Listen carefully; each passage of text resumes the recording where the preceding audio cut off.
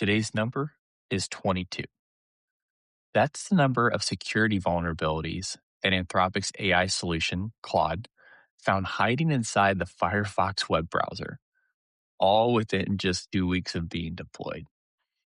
One of those vulnerabilities, a critical memory bug, took Claude just 20 minutes to spot. More on what that means for the future of AI and cybersecurity later this week. But first, I hope you had a fantastic weekend. Let's get you caught up on everything that happened. Nearly 40,000 people descend upon San Jose this morning for what might be the most important tech conference of the year. Jensen Huang is about to take the stage at GTC.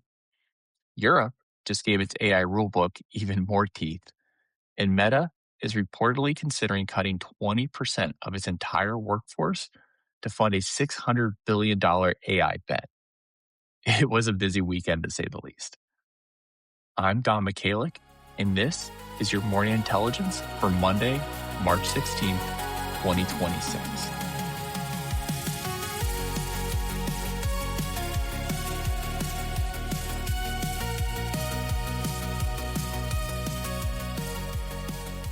Today marks our first weekend wrap. Here's what you need to know. NVIDIA's GTC conference kicks off today with new models, new chips, and a massive bet on Agentic AI. The EU Council agreed to push back key AI Act deadlines and add new prohibitions around AI-generated content. Meta is reportedly weighing layoffs that could affect up to 16,000 people as it pours hundreds of billions into AI infrastructure. And in today's deep cut, a Turing Award-winning computer scientist just published a paper crediting an AI with solving a math problem he himself couldn't even crack. Let's get into it. So what's happening today? NVIDIA's GPU Technology Conference opens today in San Jose to nearly 40,000 attendees from over 190 countries. Jensen Huang is set to deliver his keynote at 11 a.m. Pacific. And based on what's already been leaked and been pre-announced, the theme this year is unmistakable. Agentic AI. Not chatbots, not assistants. That stuff was so last year. Autonomous AI systems that can plan, reason, and execute multi-step tasks all on their own. Here's what we know heading into today. NVIDIA pre-announced the Nematron 3 family of open source models, including a 120 billion parameter model that only activates 12 billion parameters at inference time. Think of that as a room full of experts on demand architecture, and it's designed specifically for agentic workloads at scale. NVIDIA also unveiled NemoClaw, an open source enterprise agentic framework built for secure, local first deployments, meaning your AI agents can now run on your hardware, not in someone else's cloud. On the hardware side, NVIDIA announced a multi-year partnership with Thinking Machines Lab to deploy at least 1 gigawatt of their next-generation Vera Rubin GPU systems. To put that all into perspective, 1 gigawatt is roughly the output of an entire nuclear power plant, all dedicated solely to AI compute power alone. That's kind of insane when you think about it. So, for some perspective here, last year's conference was about training bigger models. This year, it's about deploying AI that actually does important tasks. The shift from, hey, ask me a question to, hey, give me a task instead, is the single most important transition happening in AI right now. And NVIDIA is positioning itself as the infrastructure layer for that entire shift, from the silicon to the software to open source models. The bottom line here, GTC 2026 is where the industry could see the official pivot from conversation to action. You best bet I'll be covering the keynote highlights in tomorrow's episode. What else is happening? Well, last weekend, the EU Council agreed on its negotiating position to streamline the AI Act, the world's most ambitious AI regulation to date. This is part of a broader simplification package the EU is calling Omnibus 7. The headlines change. Deadlines from AI risk compliance are being pushed back. If you're building a high-risk AI system, think, those hiring algorithms, maybe some credit scoring tools, medical diagnosis tools. All of them have to pass a rigorous assessment, implement risk management systems, and prove that their AI meets safety and transparency standards before it can be deployed in Europe. Standalone high-risk systems now have until December 27 to meet those requirements. High-risk AI embedded in products like medical devices or cars, they all get until August 2028. That's up additional 16 months of runway, sure, but the bar to clear has gone up as well. The council also added a new prohibition. AI systems that generate non-consensual sexual or intimate content, obviously including child sex abuse material, are now explicitly banned. That's a direct response to deepfake crises that have been escalating across Europe and the world at large. The Council also added a requirement for the European Commission to publish guidance that helps companies comply without drowning them in paperwork as well. So that's nice to know. Reading between the headlines here, though, the EU is trying to thread a needle. Keep the AI Act safety ambitions intact while giving companies more time, clear rules to actually comply. The 4-week public feedback window opened Friday and runs through April 9th. Negotiations with the European Parliament, those start next week. I'll continue to follow this story as it develops.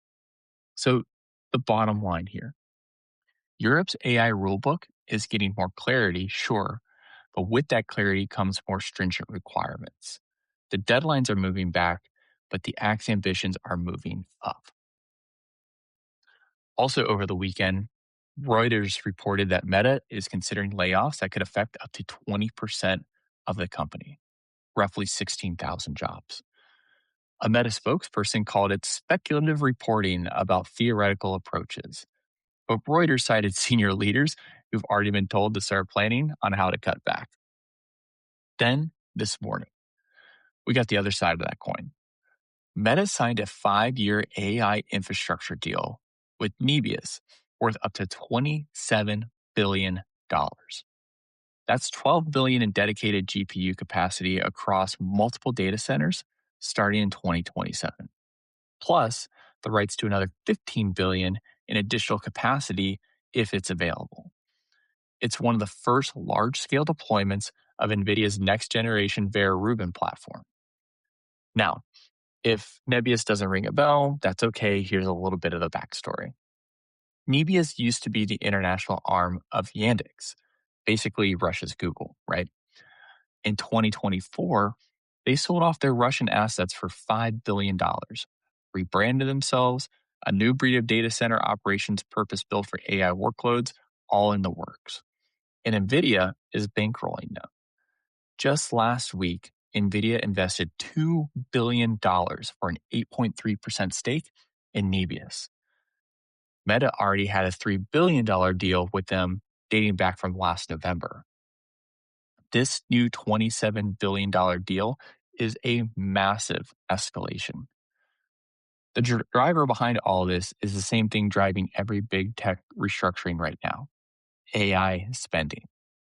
Meta has committed to invest $600 billion in data centers by 2028. Mark Zuckerberg has been offering AI researchers pay packages worth hundreds of millions over the next 4 years. And the company is still trying to recover from the stumbles of its Llama 4 models last year and the delay of its next generation model, codenamed Avocado, which has been pushed back to May at the earliest. So why does this matter in the grand scheme of things?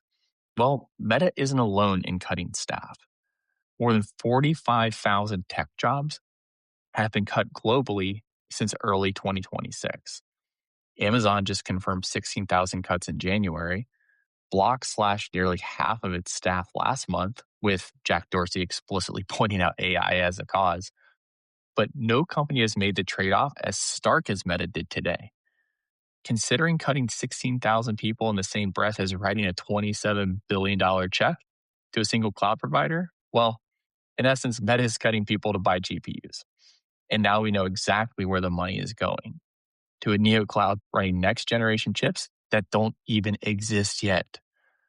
That's the AI infrastructure race in basically one sentence. So, the week ahead, a few things to catch this week. Obviously, GTC runs through Thursday, so expect a fire hose of product announcements, partnerships, and demos all week long. The EU's 4-week feedback window on the AI Act simplification is now open and runs through April 9th.